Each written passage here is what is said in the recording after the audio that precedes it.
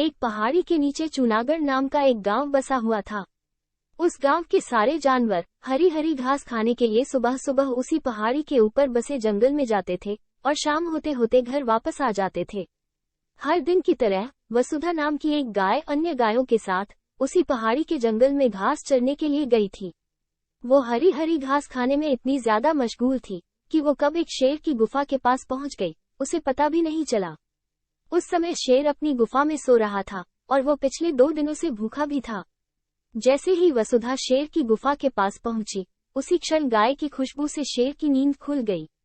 वो शेर शीघ्र ही धीरे धीरे गुफा से बाहर आया और गुफा के बाहर गाय को देखकर बहुत खुश हो गया। तब शेर मन ही मन सोचने लगा कि आज उसकी 2 दिनों की भूख मिट जाएगी। ये सोचकर उसने एक तेज दहाड़ लगाई। तब वसुधा शेर की दहाड़ सुनकर बहुत डर जाती है और जब वो सहायता के लिए अपने आसपास देखी तो वहां दूर दूर तक उसको कोई भी दूसरी गाय नहीं दिखी। जैसे ही वसुधा हिम्मत करके पीछे मुड़ी तो उसे अपने सामने शेर खड़ा हुआ दिखाई दिया। उस शेर ने वसुधा को देखकर फिर से दहाड़ लगाई। फिर उसने बोला कि मुझे 2 दिनों से कोई शिकार नहीं मिल रहा था, शायद इसलिए भगवान ने मेरा पेट भरने के लिए तुझे मेरे पास भेजा है, इसलिए आज मैं तुझे खाकर पूरी तरह अपनी भूख मिटा लूंगा। शेर की बात सुनकर वो गाय बहुत डर जाती है और फिर वो रोते हुए शेर से कहती है, मुझे जाने दो, मुझे मत खाओ। मेरा एक छोटा बच्चा है जो अभी सिर्फ मेरा ही दूध पीता है और उसे घास खाना भी अभी तक नहीं आया है। वसुधा की बात सुनकर शेर हंसते हुए कहता है, तो क्या मैं अपने हाथ में आए शिकार को ऐसे ही जाने दूं? मैं तो आज ही तुझे खाकर अपनी 2 दिनों की भूख मिटाऊंगा। शेर की बात सुनकर वसुधा पूरी तरह डर गई और वह रोते हुए शेर से कहती है कि आज मुझे जाने दो, मुझे मत खाओ, क्योंकि मेरा एक छोटा सा बच्चा है जो अभी सिर्फ मेरा ही दूध पीता है और उसे घास भी खाना अभी तक नहीं आया है। वसुधा की बात सुनकर शेर हंसने लगा और कहा कि क्या तुम मुझे मूर्ख समझती हो? मैं अपने हाथ में आए शिकार को ऐसे ही जाने दूं? मैं तो आज तुझे खाकर अपनी 2 दिनों की भूख अवश्य मिटाऊंगा। शेर के ऐसा कहने पर वसुधा उसके सामने और जोरों से विलाप करने लगी। फिर वसुधा गाय पुनः शेर से विनती करते हुए कहती है कि हे पशुराज, आज मुझे जाने दो, मैं आज अपने बछड़े को आखिरी बार दूध पिलाना चाहती हूँ और उसे बहुत सारा प्यार करके कल सुबह होते ही तुम्हारे पास आ जाऊंगी और तब तुम मुझे खाकर अपनी भूख को शांत कर लेना।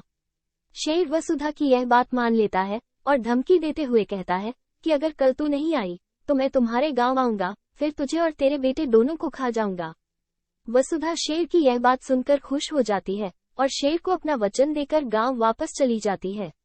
वो पहले सीधे अपने बछड़े के पास जाती है, उसे दूध पिलाती है और बहुत सारा प्यार भी करती है।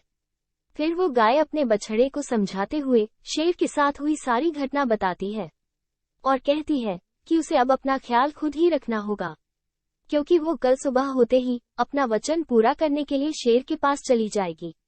अपनी माँ की बातें सुनकर वहां न जाने की जिद करते हुए बछड़ा जोर जोर से रोने लगा, लेकिन मजबूरीवश दूसरे दिन बछड़े से नजर बचाकर सुबह होते ही वसुधा जंगल की तरफ निकल गई और शेर की गुफा के सामने पहुंचकर आवाज लगाते हुए कहती है, हे पशुराज, अपने वचन के अनुसार मैं तुम्हारे पास आ गई हूँ, अब तुम मुझे खाकर अपनी भूख मिटा सकते हो।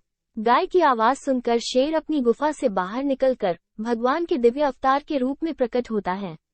वे वसुधा से कहते हैं कि मैं तो बस तुम्हारी परीक्षा ले रहा था, तुम अपने वचन की पक्की हो, इसलिए मैं इससे बहुत प्रसन्न हुआ, अतः तुम अब अपने घर और बछड़े के पास वापस जा सकती हो।